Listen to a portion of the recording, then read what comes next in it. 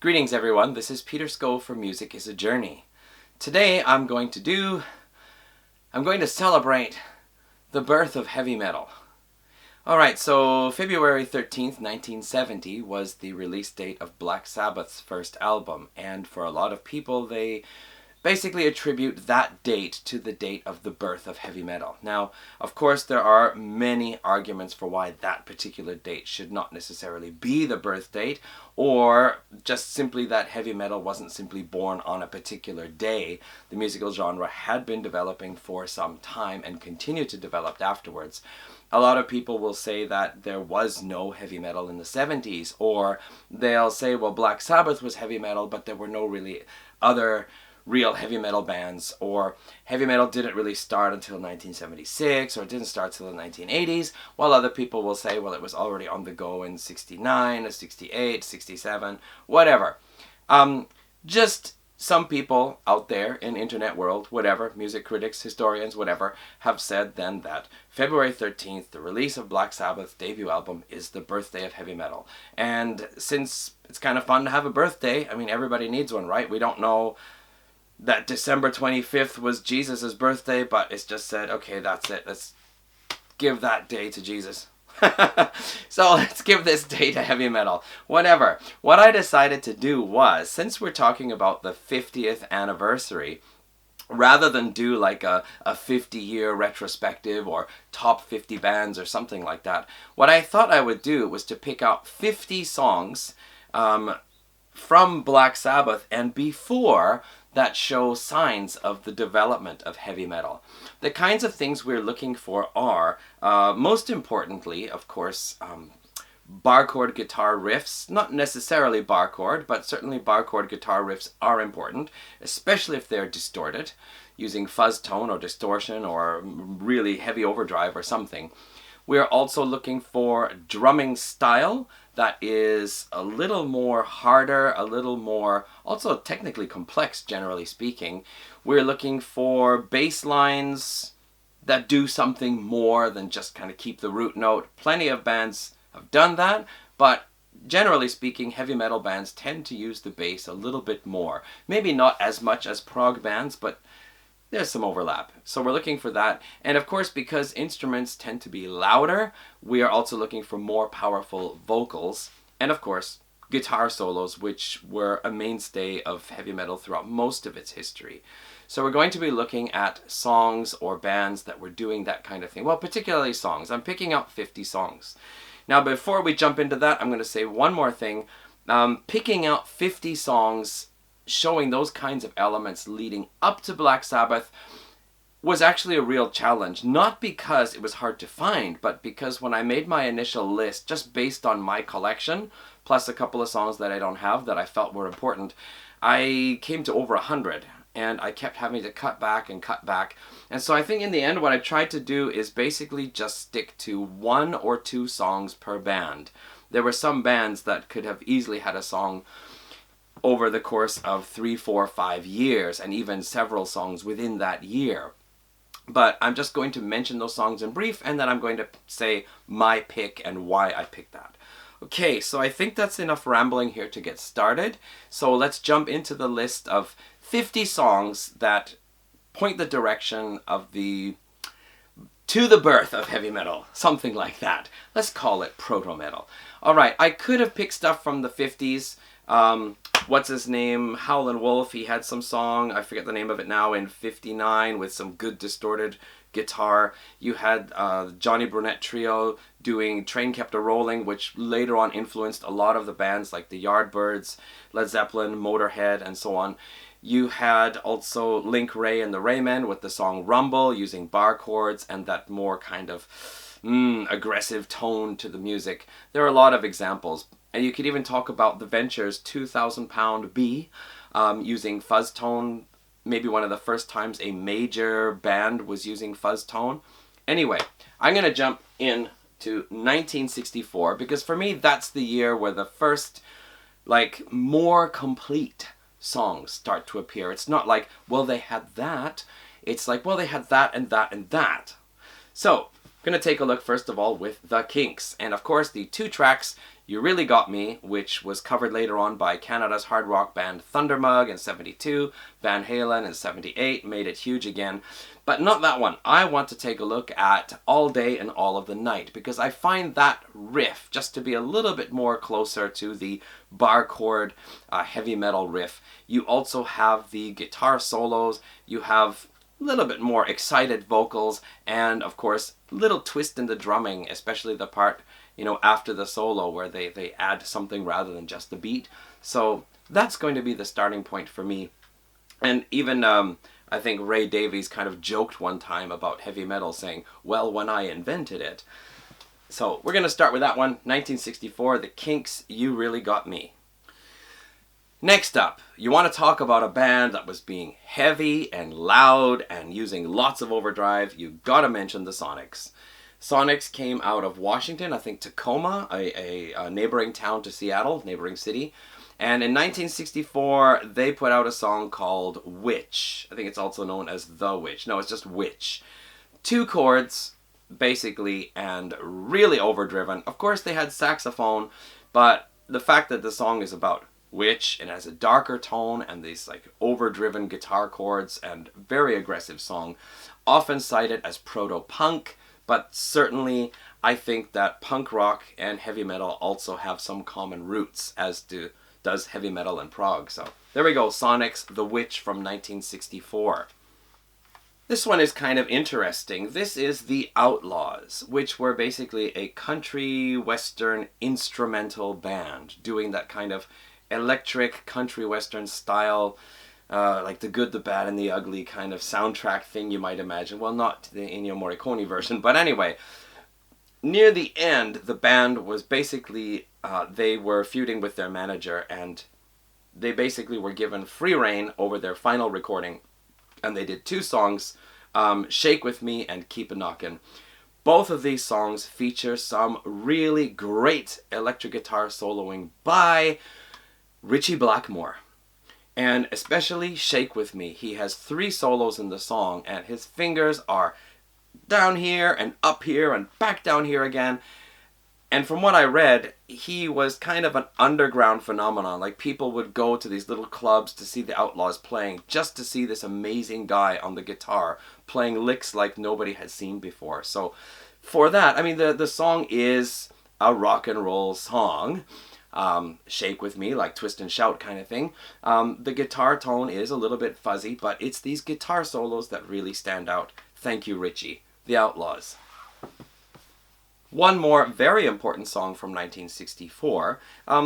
Apparently, Pete Townsend heard the Kinks, You Really Got Me, and wanted to make a song like that, and he made Can't Explain, which was later on covered by the Scorpions. However, the B-side for Can't Explain, which I find is a little bit light, power pop garage rock style, the B-side, Bald-Headed Woman, was quite different.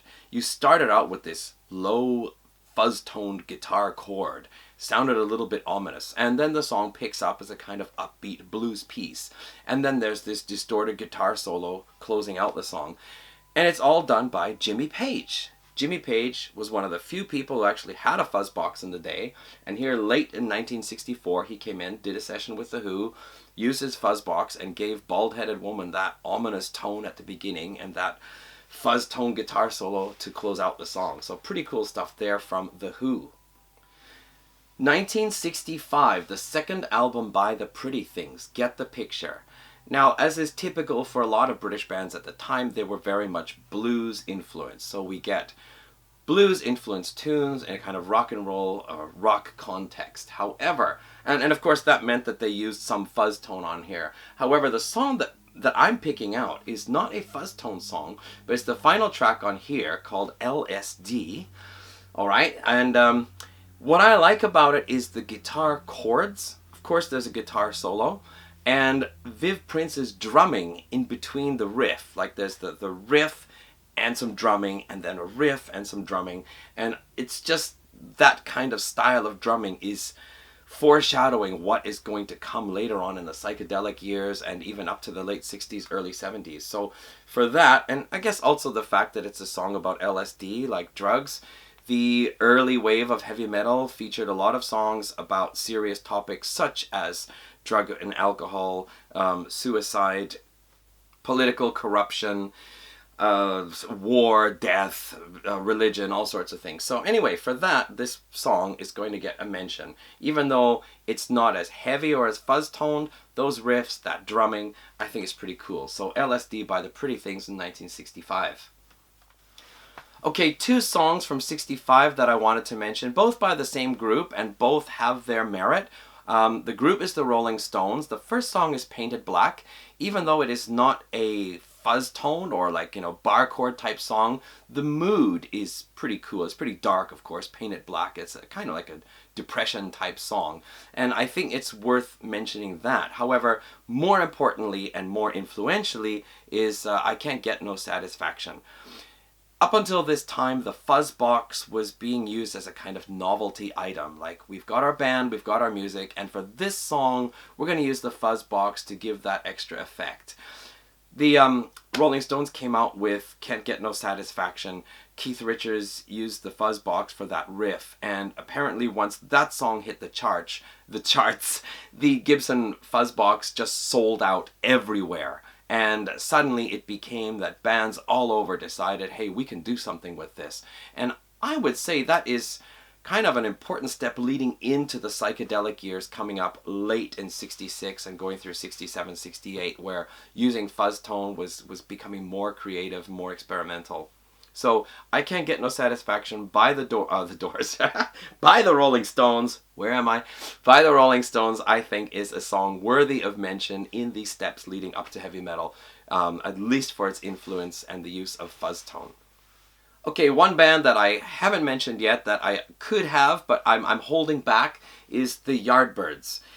During the early years with Eric Clapton, they were very much a blues-type band, and there wasn't much that they did that was particularly heavy. There might have been a bit here and there, but by 1965, after Eric Clapton left and Jeff Beck joined, the overdriven guitar, the fuzz tones started to come in, and the band's blues style started to become heavier and getting closer to what we were going to hear in the late 60s. And in fact, the Yardbirds were a huge influence on a lot of bands to emerge in the late 60s and early 70s, including Aerosmith. The song that I'm going to pick from 1966, and I can give you a list, Happenings 10 Years Time Ago with Jeff Beck and Jimmy Page is really cool. Train Kept a Rollin', which they did in 65, is really good. The rewritten version called Stroll On in 66 is phenomenal as a heavy rock song for 1966, aggressive and speedy. Others, I could just mention more, but the song that I want to pick out is called I Ain't Done Wrong. And the reason why I pick it out is it starts off as a kind of typical slow, bluesy type piece with a guitar riff and so on. And then suddenly it just picks up and it's almost like thrash 12-bar blues. It's pretty cool. The first time I ever heard that, I was amazed that in 1966 a band was playing this kind of stuff. So there are so many songs to mention: fuzz tone guitar solos, experimental use of fuzz box, more aggressive, dirty type rock. But I Ain't Done Wrong, that's my pick for the heavy track from the Yardbirds from 1966. Also from 1966, we have to visit the Sonics again. There were two tracks that they did that were just really incredible. Their cover of Louie Louie is just the most dirtiest, grittiest kind of version I've ever heard, and it's brilliant. However, they did their own song called He's Waiting, which, again, overdriven guitar, this riff, there's this beat going, and then picks up into a more excited, aggressive chorus. And He's Waiting. The song is about a guy who's talking about his cheating girlfriend, very common in 60s garage rock, but he is actually Satan, and Satan is waiting for you because you've been such a bad girl. Interesting. But anyway, really cool, heavy, distorted track from 1966 by the Sonics. A phenomenally important album in the steps towards heavy metal. I know the band are not keen on this, but hey, two of them are no longer with us to argue. Fresh Cream, the debut album by Cream, 1966. It's blues, But man, did it ever change the face of blues. Suddenly, the guitars were more distorted many times. They were louder. Bass playing was more involved. I mean, it's a power trio, so you gotta have more bass. The vocals getting stronger to lift up over the heavy noise of the loudness of the instruments. And then the drumming, Ginger Baker said, in order to play over the guitars, he had to play the drums harder and louder. It wasn't his preferred style, but he did. And if Ginger Baker's drumming hasn't influenced hundreds, if not thousands, of heavy rock, hard rock, heavy metal, even prog drummers out there, wow. So you got to mention Fresh Cream. And I know that there are a lot of people who will say that this is really where it starts to get going. And I also know that members of the band have said, no way, do not say that we are the birth of heavy metal. Put that on Led Zeppelin. So, Fresh Cream. My pick for this here, Spoonful is awesome. It's a blues cover. It does get this heavy guitar in this one part, which gets heavier in the second part. And after the guitar solo, it gets really heavy in the third part. But I really love the riffing at the beginning of the drum solo, Toad. 5-minute drum solo by Ginger Baker. And the guitar chords, what the band is playing at the beginning, it doesn't sound like 1966. It's more like 1969. Brilliant stuff. So my pick for those riffs, for those guitar chords, the sound, Toad, actually, from Fresh Cream. Don't know if you've ever heard of these guys, Q65 out of Holland, the Netherlands. Alright, first of all, already got some pretty long hair happening here for 1966. This band, okay, this is 66 to 68, but I've seen photos of them. They already had pretty long hair in 66. This band is one of those garage rock bands that could easily have spurred off the punk rock movement. So we have this overlap again. We've got distorted guitar riffs. We have louder songs, more aggressive, speedy playing. It's not all like that, but for 1966, 67, whatever, there are a good chunk of songs on here that do that. And I could name 4 or 5, but I'm going to pick the opening track, Cry in the Night, which sounds like an 80s hair metal title. But Cry in the Night, that is one gritty, aggressive song. Lovely guitar chords, 1966, out of the Netherlands, Q65. The Trogs and Wild Thing. Yeah, of course, the Wild Thing, often considered a proto-punk song. Very simple 3-chord pounding song. They also covered Louie Louie, which is maybe my second favorite version after the Sonics. There are a couple other songs on here where the guitars really hit heavy, but my pick is a track called From Home, which features distorted guitar, and although they repeat that playing, it has this heavy, ominous sound to it. The rest of it is kind of steady, riffing, chugga-chug, chugga-chug, chugga-chug type of thing. But yeah, that buzzing guitar tone for From Home is great. The Trogs, 1966. Probably some of you have heard of this band, The Misunderstood, out of California. They were heavily influenced by the Yardbirds, which means their early material was very much a Yardbird sound, this more aggressive electric blues sound. John Peel spotted them performing somewhere and was blown away. Apparently, it was one of the 10 best performances or most impressive performances he'd ever seen. This band was given an opportunity to go to London. However, at that time, one of their guitarists said, I think this ride is not for me, and he left amicably with the band, and they went out and they got an English guitarist named Tony Hill. Now this band had 2 guitarists, one, a fellow named Glenn Campbell, who played the lap steel guitar to great effect, and then Tony Hill, who was quite an impressive lead guitarist. They put together 6 tracks late in 1966, and they were billed as the band who had the sound of 67. I would say it was almost the sound of 68.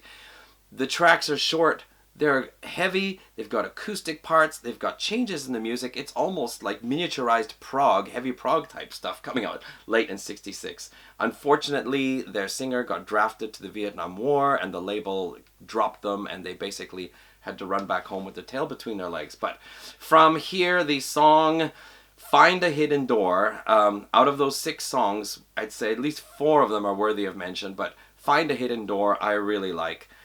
Our Yardbirds influenced, but heavy, aggressive, and Rick Brown's vocals just pretty amazing stuff at the time there. So, The Misunderstood, Find a Hidden Door. I might mention that pretty much every song I'm pointing out, you can also find on YouTube. I have made a compilation video of heavier, harder music from 64 to 66, which, just a little thing like 10 seconds from different songs. Not all those songs are featured in here, but anyway, you can see that. I'll put the link up here somewhere. Maybe also I should mention I did a previous video about the use of the term heavy metal in the 1970s. You can take a look at that in case you're curious. And I also did a video of heavy riffs, hard heavy music from 69 and 70, which was blocked because I used one band. The opening band for that video was, I don't know, the record company, whatever, didn't like it, so it got blocked in some countries. I'm going to put the link up anyway. If it works, great.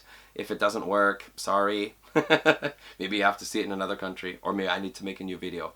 Anyway, let's move along. We are approaching 67 now, and an important band crossing over there is the Music Machine. They actually started in 66, well actually late 65. Their idea was dress all in black, wear one black glove, everybody has to have black hair, and they created their own fuzz box. One of the members, he made his own fuzz box, and then they down-tuned, I think it was a semitone anyway, just to give their music a little darker image. Their lyrics were, for the most part, surprisingly mature.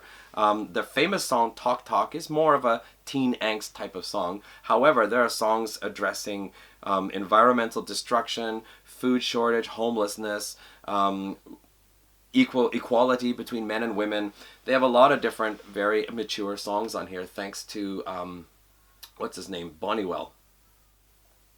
So the song that I want to pick out of many songs, their first album in 1966 was the crossover point between guitar rock and psychedelic rock. Lots of fuzz tone guitar in a kind of garage rock sense. However, in 66, they started working on a new song called The Eagle Never Hunts the Fly. And there are some different recorded versions. There's a demo version. There's the official release version, which came out on their 1967 album.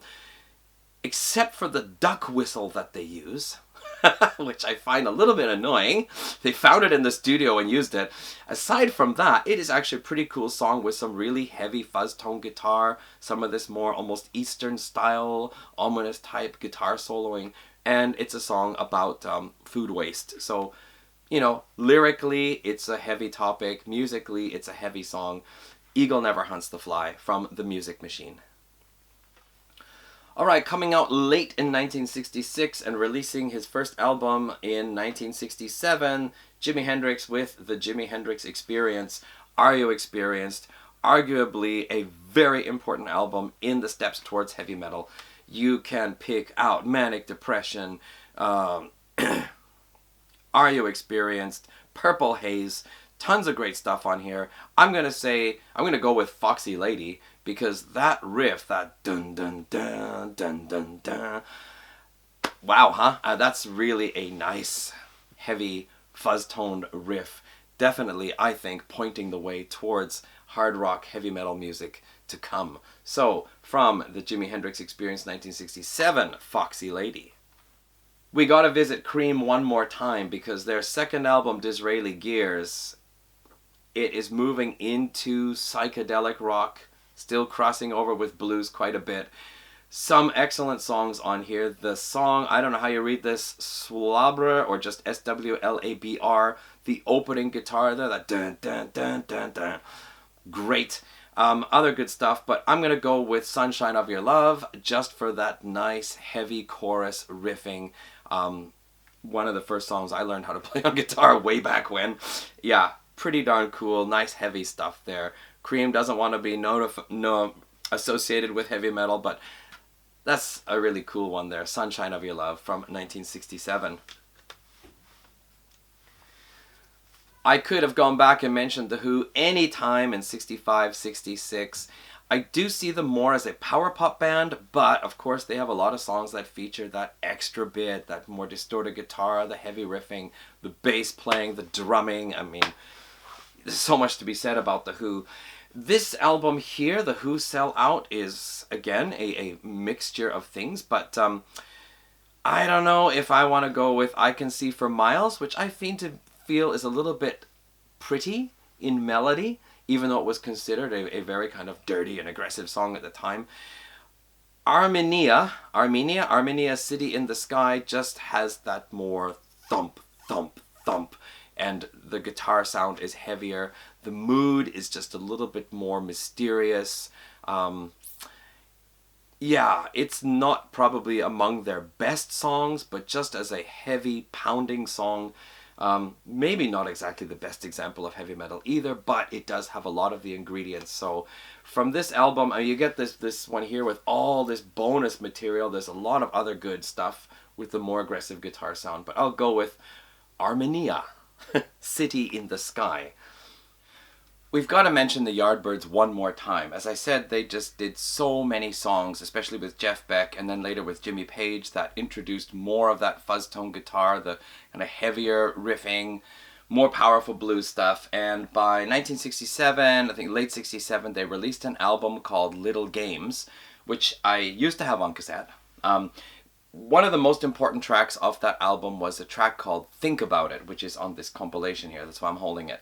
Think About It, the guitar solo is the prototype of the guitar solo for Dazed and Confused, which would of course appear a little more than a year later on Led Zeppelin's debut album. And in fact, I have somewhere down here also a Yardbirds album, the Cumular Limit, which actually has the live version of Dazed and Confused on here as done by the Yardbirds. So kind of interesting to hear that Think About It going to the Yardbirds version of Dazed and Confused, and then finally culminating in Led Zeppelin's Dazed and Confused. Just that progression of the guitar solo anyway. Kind of cool. So for that, I'm going to say Think About It by the Yardbirds, because it introduces that kind of guitar soloing style. And of course, the song is also a little bit, wouldn't say heavy, but just a little bit more so than most of the rest of the tracks on this album.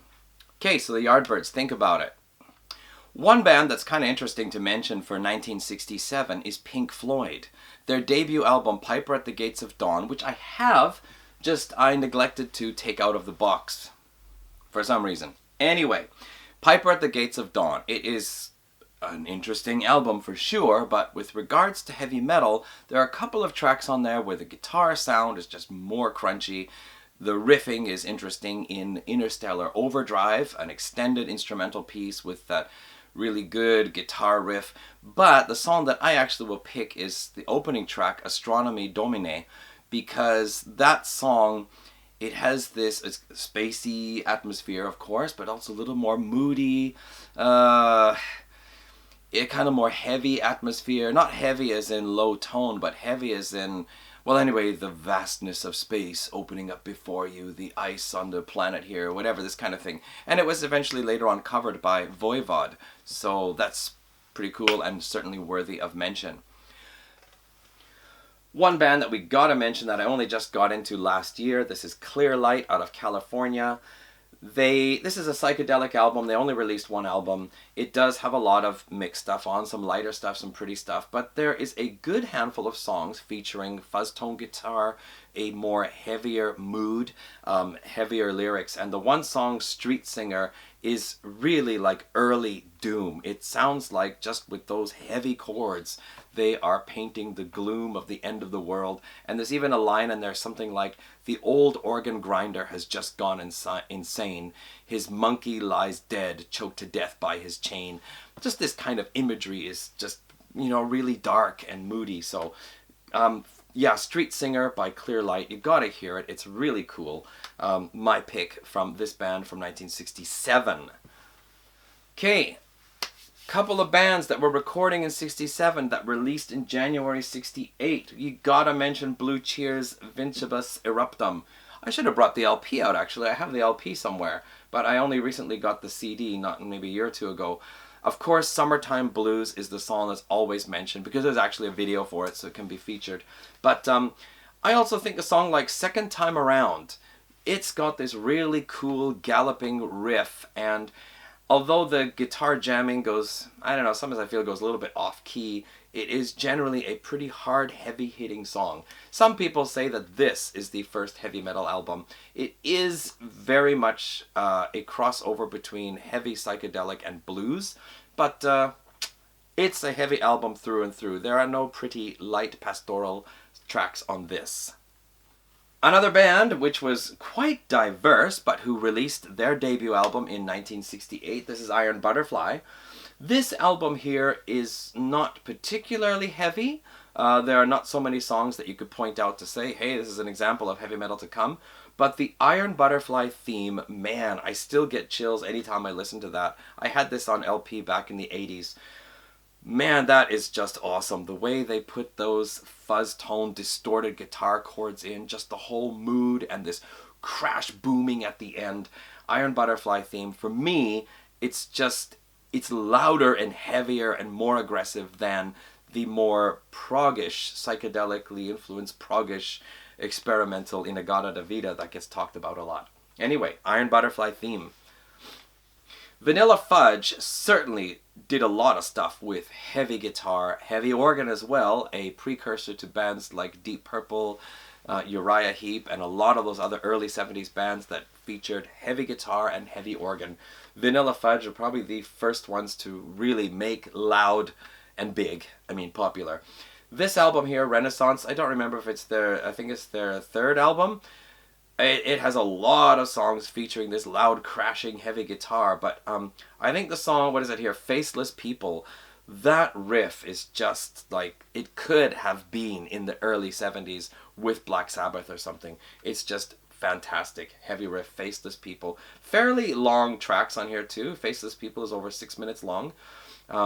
Pretty cool. Lots of early, heavy stuff on here. This as well could be a first heavy metal album, I think, although maybe not in the same way as Blue Cheer. So Vanilla Fudge's Renaissance, Faceless People from 1968.